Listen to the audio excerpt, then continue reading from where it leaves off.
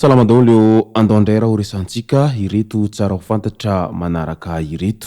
Any Befandriana Avaratra tonga ao mazava ny wilayt ankehitriny. Député Afakandro Christian diso fanantenana tamin'ny politika ny vovonan'ny firaisankina. Diplomasia Roland Kobia no mahasovohy ny vondrona Europeana vaovao ary ny farany torofelin'ny pasapito tana tena izy fa tsy photoshop ary miazakazaka ny olona makasareny. Ireo no fakafakana amintsika atao anatin'ity video ity ka manasantsika rehetra anaraka an'ity video ity hatramin'ny farany. Azadino ny milaiky ny video antsika ary tsarova hatrany miabone amin'ny chaîne antsika mba ahafahanareo manaraka tsy tabaka ny video zay lefa any amin'ny sisy tomatomata gasy toy izao ny fanaovana azy. Tsy ampiantrela moa isika fa avy hatrany tonga de vavany ndao ary. Ny taona 2024 no tonga tany amin'ny faritra Sofia ny wilayt orinasa izay mamokatra herinaratra. Raha sivy ireo komina nasian'izy ireo tamin'izany dia efa mahatratra 20 izany ankehitriny. Tonga nanotrona an'izany orinasa izany tamin'ny fomba ofisialy tany an-toerana ny governoran'ny faritra Sofia sy député izay voafidy tao mandritsara ary ny député tompo tanàna voafidy tao Befandriana Avaratra tamin'ity herinandro ity satria tonga tao an-tampon-tanànan'ny Befandriana Avaratra izay hazavana wilayt izay. Midika izany fa miezaka hatrany izy ireo amin'ny izay fizarana hazavana ho an'ny vahoaka malagasy tsy ankanavaka indrindra ny any ambanivohitra izay. Manoloana an'izay rehetra izay moa dia velom-pisaorana ansombam-bahoaka voafidy tao Befandriana Avaratra ireo vahoaka tonga marobe izay Andriamatoa Bernardin moa izay sombam-bahoaka voafidy tao Befandriana Avaratra izay na koa fantatry ny maro amin'ny anarana hoe Dain Rotsaka amin'ny maha-mpanakanto azy. Any Mahajanga indray dia mafana ny toedrara politika amin'izao fotoana izao fa indrindra amin'izao fiatrehana fifidianana ben'ny tanàna izao. Raha ny vaovao miely dia ho kandidan'ny ben'ny tanàna atolotry ny vovonan'ny firaisankina ao amin'ny komina ambonivohitry ny Mahajanga Irivo Rakotovao izay filohan'ny tenemberan-doholona tamin'ny andron'ny filoha Hera Ranomampianina sady filoha mpisolo toerana nikarakara fifidianana filoham-pirenena tamin'izany ka nahalany ny filoha Andry Rajoelina. Tsy nisy fakankevitra tamin'ny sombam-bahoaka voafidy tamin'ny anaran'ny vovonan'ny firaisankina ao Mahajanga député Afakandro Christian anefa izany fanapahan-kevitra izany fa teny midina avy any Antananarivo raha ny fanazavana hatrany.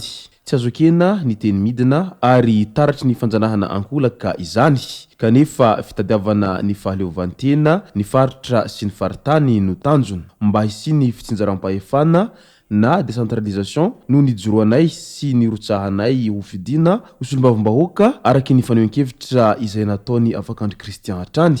Izay solombavambahoaka ny Madagasikara voafidy tao Mahajanga raha ahitsy ny fanambarana izay nataony tamin'ny androny 12 septambra 2024 iny. Ny fandimina aneo hevitra taorian'izay ireo mpanao politika avy amin'ny vovonan'ny firaisankina sy ireo dinosaure politika avy amin'ny vondrona mpanositra fitondrana manositra sy manakina io fanehoan-kevitra izay nataon'ny député Afakandro Christian io izay tonga hatramin'ny fandrahonana fanalana azy tsy ompikambana ao anatin'ny vovonan'ny firaisankina intsony ary fanalana azy tsy osombavambahoaka intsony tahaka ny nihatra tamin'ny député Razanamasoa Christine izay panina teo aloha. Tsy afa mikofoka araka izany ary tsy mbola namaly ireo resabe momba azy ny député Afakandro Christian hatreto asa raha hihemitra amin'ny fanapahan-kevitra efa noraisiny na hiroso hatrany ka hanapaka fihavanana amin'ny vovonan'ny firaisankina izay nahalany azy. Azo heverina fa tsy manana fahaleovantena ary voageja ny vovonana misy an'ity sombavambahoaka voafidy tao Mahajanga ity. Volana vitsy ny salorany ny andraikitra mahasombavambahoaka ny Madagasikara azy izao misedra olana izao ny tenany mahakasika an'izao teny midina avy any Antananarivo izao. Azo lazaina ve izany fa tsy maintsy ny Antananarivo renivohitra ihany no manapaka an'izay tiany hatao rehetra manerana ny nosy satria na ny fifidianana ho ben'ny tanàna any Mahajanga aza dia mbola idirany avy ao Antananarivo indray amin'ny fanolorana ny kandida ho any Mahajanga izay. Tena tsy hanana fahalevantena isam-paritany mihitsy ve izany ity Madagasikara ity fa tsy maintsy ny baiko midina sy teny midina avy an'Antananarivo foana no arahana antsakany sy andavany isan'andro lava izao fa tsy mba afaka ny hanao ny hetahetany ny faritany tsirairay avy izany dia midika ary profy iray mitohaka amin'ny tendany fa tsy misy fahaleovantena mihitsy ny faritany tsirairay avy fa tsy maintsy Antananarivo renivohitra ihany no mandidy manapaka amin'izay rehetra atao. Azo lazaina ve izany fa ny Antananarivo renivohitra irery ihany no tena Madagasikara amin'ity nosy ity sa ahoana hoy ianareo araky ny fanontaniana izay mipetraka eto sy eroa. Eo amin'ny resaka diplomasia indray dia Andriamatoa Roland Kobia manomboka izao no mahasovohy ny vondrona Eropeana ho an'ny vondrony nosy Kaomoro sy Madagasikara rehefa noroahany fanjakana malagasy Ramatoa Isabelle Delattre Bruguière. Diplomaty matihanina i Roland Kobia efa mahasovohy ny vondrona Eropeana tany Etiopia sy Azerbaijan. Nampanaovana iraka manokana tany Afghanistan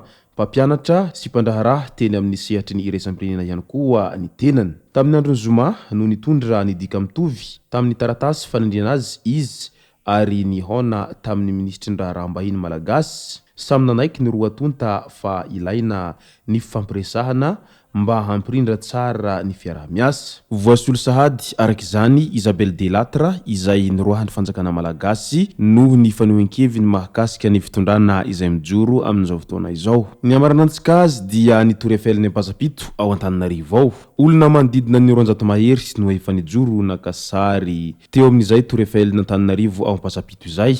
Te ho any andafy aho nefa tsy manana enti-manana ka nanamboatra ito Tour Eiffel izay vita amina vy milanja iray taona eo ary mirefy 12 metatra ny hahavony. Hoy hatrany i Rufin Rakotomalala izay tompona andraikitra nanazava fa nandritra ny 7 volana no nanamboarany azy ity. No amafisiny fa zavatra mahafinaritra azy ihany izy ity fa tsy komandin'olona. Tsy mbola fantatra kosa ny tetibidiny ity asan-tanany Rufin ity raha ny fanazavana izay voaray hatrany.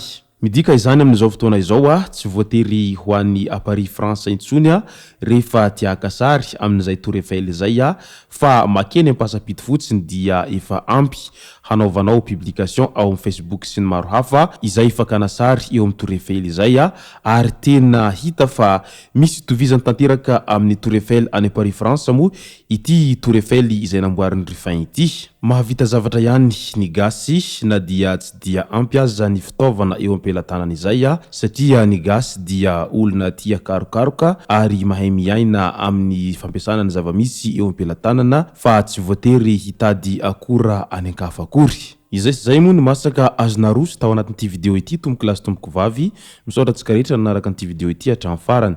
Aza diny ny milaiky ny video antsika ary tsarovatra trany ny miabone amin'ny chaîne antsika mba fanareo manaraka tsy tahapaka ny video zay lefa any amin'ny sisy tao matamata gasy. Tomboko lasy tomboko vavy mankasitraka dia mirary soa.